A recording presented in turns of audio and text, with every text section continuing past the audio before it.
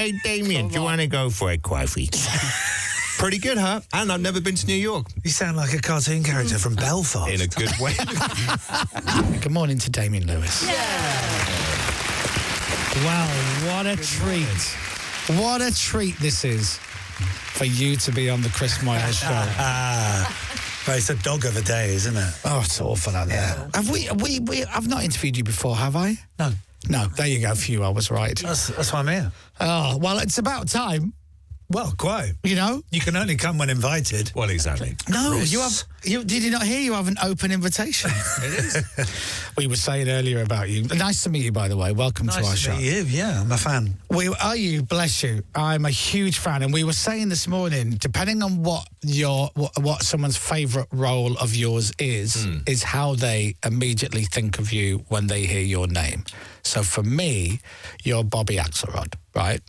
That's who you are to me. I'll take it.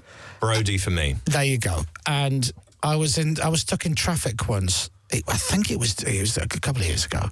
And you were crossing the road in front of me, and I'd watched Billions the night before, and you walked out in front of my car and stopped and just looked like that, and I went, oh my God, it's Bobby Axelrod. As in Damian Lewis. It's Damian Lewis. But the first thought I had when I saw you, only because I'd seen you the night before in my lounge playing that character from that show, from Billions, which, by the way, is a triumph. And you weren't driving your McLaren at the time, so Luckily for you. going to see me in my Ford Fiesta. You looked at my cars and go, what is that junk? I know we're going to talk about this new film that you're in, but that show, I have to tell you, that's just... I love Billions. I love it. And it falls into the category of shows. There's a few shows that I love where I don't fully really know what's going on for most of the episode. Because not alone. I don't, because it's to as do long as the with actors do, I guess. money and law stuff, and I literally don't really know what's going on all the time, but I absolutely love it. And everybody on it is brilliant. What's great, they are, that is true. That is, what's fantastic about Billions is you actually don't need to know the intricacies of the deal. You just know that when someone wins, someone loses, which is just how Wall Street and the financial district works. Yeah. Everything is a bet. So someone has to win and someone has to lose a bet. That's the only way a bet works. So any investment is essentially that. But it's a curious show because... you're arguably the lead character in it, and me and Paul, Giamatti, you and Paul Giamatti. He's been in here, by the way. He was in here a few months ago. Yeah, he was great, isn't he? And depending upon the storyline, I'm either rooting for your character in it, or I'm rooting for Paul Giamatti's character against you. And I flip-flop. There's scenes and episodes where I'm like, he's such a scumbag of a bloke. Yeah. And then in another episode, you're like, go on, you stick it to him. Yeah, you get away with that. And it's very weird. It's a sheriff and a gunslinger, isn't it? Yeah. That's it. So Paul's the sheriff. And what's fun about Bobby, he's the rock star of the piece. Yeah. He's Clint. He comes in, with his 6 shooters but you're right, everyone ends up being a scumbag, but I remember saying to the producers and the writers, to Brian and David, I said, okay, so really fun. Okay, season 1, really fun. Season 2, I said, but what's your worldview? I need to know what does all this mean? Do we think these guys are all great? And slowly over the 6 seasons, you just started to work out what was going on. Is that anyone who enters the orbit of these 2 guys is poisoned toxically forever. Even people who arrive, with good intentions like Taylor, everyone is poisoned by wealth and position, money. In the end, that's why there are no good people in Billions. By the end, there are no good people left. No, there's so many good characters. It's beautifully written. It's well acted. Maggie Siff is just amazing in it as well.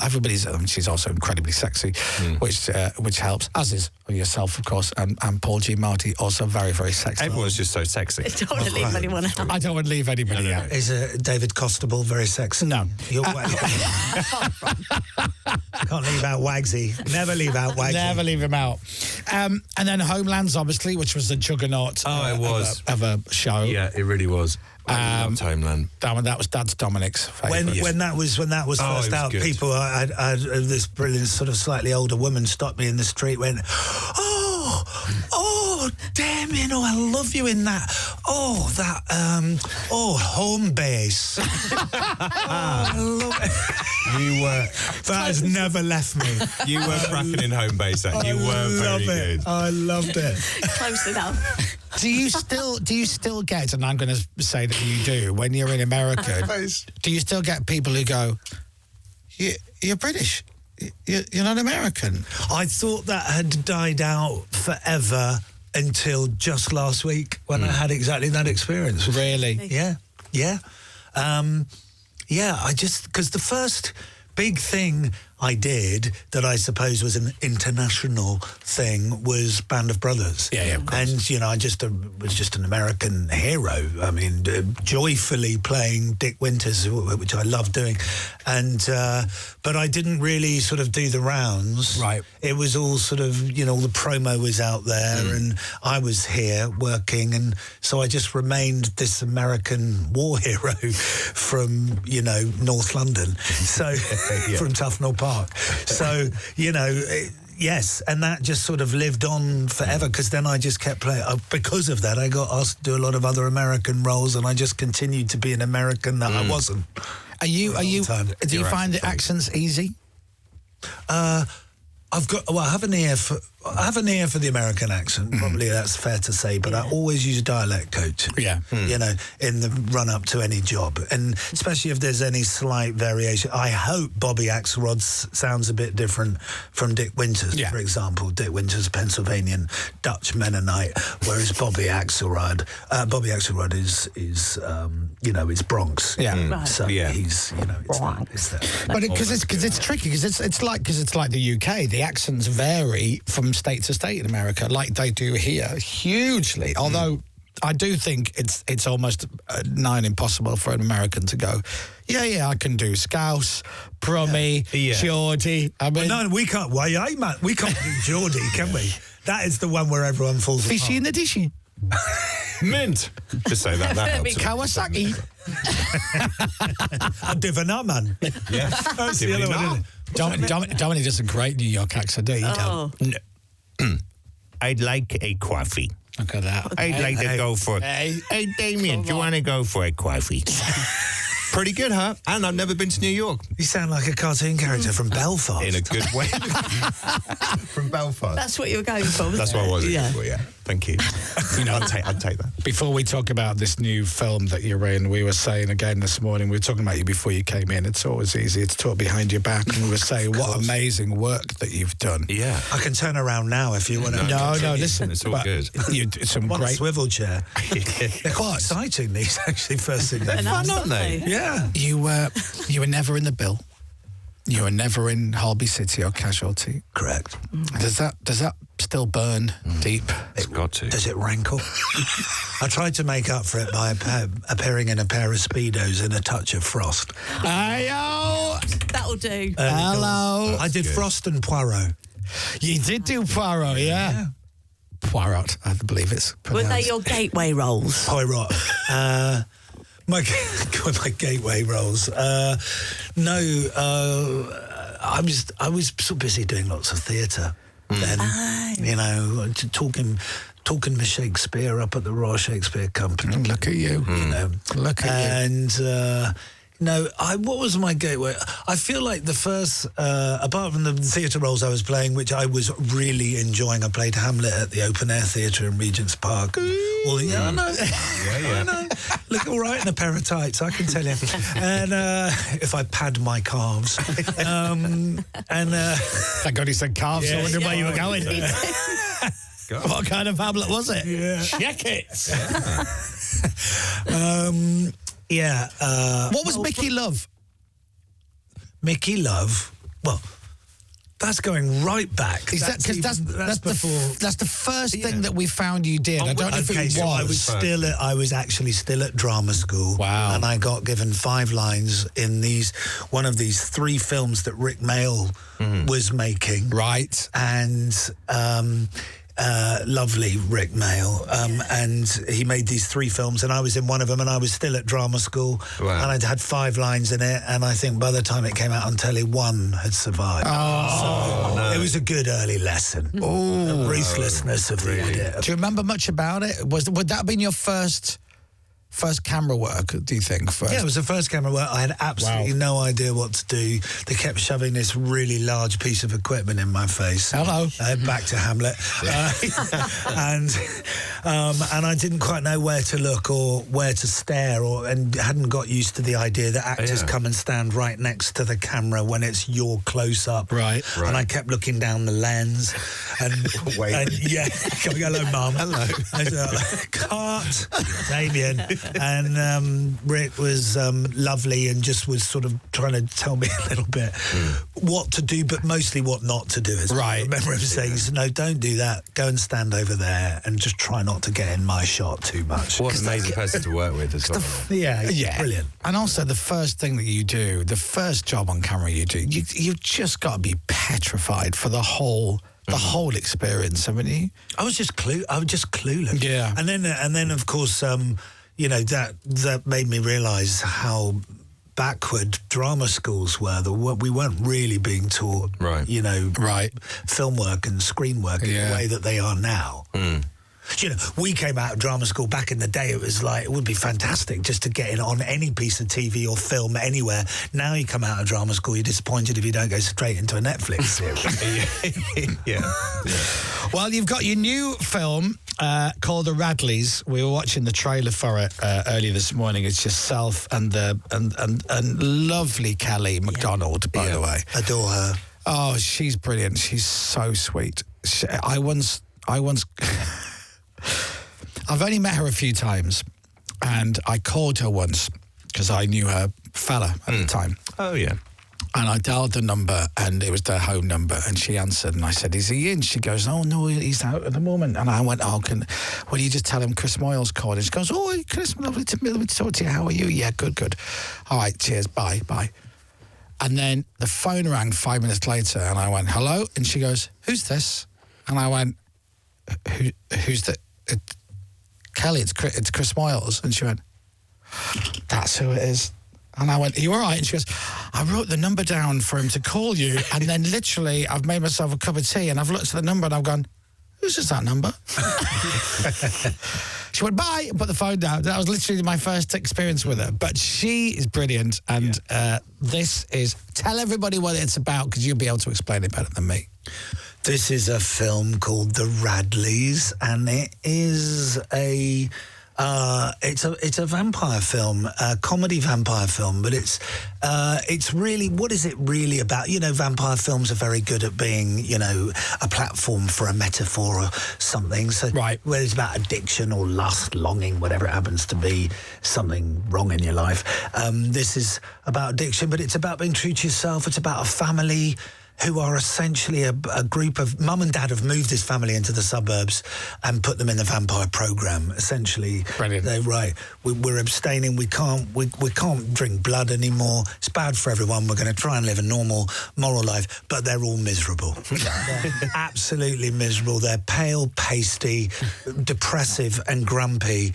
And then this terrible event happens about 10 minutes into the movie. Their world is thrown upside down, and the only way that they can deal with this is call Dad, who's called Peter, call his twin brother, who's called Will, because Will is still a committed, confirmed hedonist, blood-sucking, eternal living vampire. Yeah. And so he's still got all his powers. Right. So he comes in, sorts everything out, and then spreads chaos. Yes. And then the whole thing descends into carnage. Oh, it looks so good. But it's a really good, lovely mixed message because life isn't simple, and it's essentially saying you've got to be true to yourself. And if you deny yourself all the simple pleasures in life and being true to yourself, you will be miserable. So it's essentially saying suck blood. Yeah. Wow. That's essentially what it's saying. There you are. Yeah. Love it. That's the logo. And you play the dad and you play the uncle. You play both parts. Now, when you're doing that, when you agree to something like that, do you go, I've never really done this. It's great. I get to play two roles in the same. This is a great idea. And then you're in makeup. And then they're like, and you go, oh, this is a pain in the ass because I've got to play two blokes. I've got to play two different looking blokes. I've got to play two different looking blokes with two different bits of dialogue. This is way too much work going on. Yeah. Or is it fun? Yeah, it was fun. All right, it was good. just straight up fun. Yeah, hour and a half switcheroo with the wig and everything. And yeah, but you know, you could go back to the makeup trailer, put on a bit of music, have a bit of chat, lovely makeup girls, and then come back out again. So do you have to film? I guess you're the dad one day filming all the dad stuff. Yeah. And then another day you're the uncle, you're his brother. That's doing all that stuff. That's it. Or tend to be a morning and an afternoon to try and do as many things as you can. Oh, with the wood as the dad, and then switch like over lunch, for example, and then come back as the uncle. And a lovely young actor was playing myself when I wasn't myself. Yeah. If you see what I mean? Yeah. The other person. Yeah. Yeah. Fun. Yeah, I mean, the whole thing was unbelievably fun. It was, the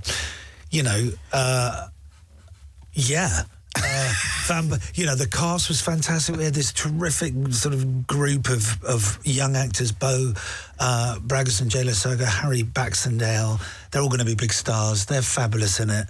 There was a lovely energy on set. It was all too quick.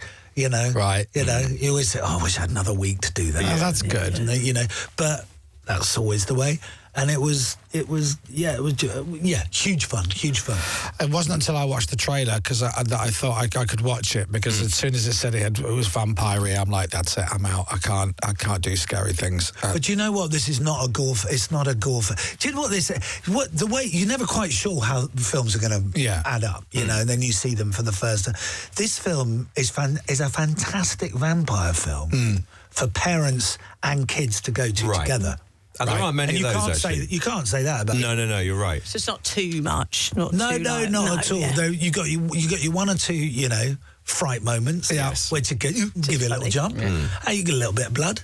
And you got a bit of little bit of blood. Just a little It's a bit. vampire film, isn't it? Yeah, A little bit of blood. you got a little bit. You want a little bit. Yeah. I just remember my mum. I never forget my mum. When you were little, and whenever you saw something bloody on screen, she went, tomato ketchup, tomato ketchup. Just like repeatedly, tomato ketchup, tomato ketchup, tomato ketchup. Save your eyes. Listen, I'm 30 years old now, and if I'm watching anything scary and there's the scene in the bathroom where it's generally a woman, she goes to get something out of the mirrored cabinet. Oh. Yeah. And there's no one behind her. She opens the mirrored cabinet, and I literally go, I can't believe they're doing this. And I will look on the floor or check my watch and wait for the damn music to go. I can't, because I know I'm going to jump out of the skin it's gonna and make a noise. Yeah. But I love the premise that these are vampires who are like, we got to give this vampire business up. It's not good.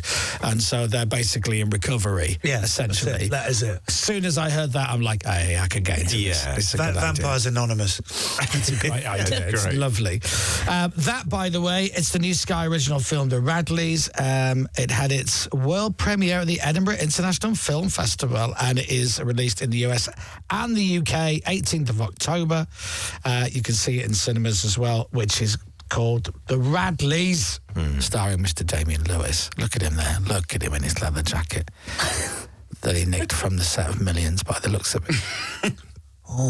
I would be nicking all sorts from sets. Have you got to do this now for the rest of the day? You've got to do interviews all day. It's going to be downhill. One or two. It's going to be down. And now you've been in to see us, you come back any time. Top of the mountain. We started at the top. Exactly. There you go. Look at that. Yeah, you've summited.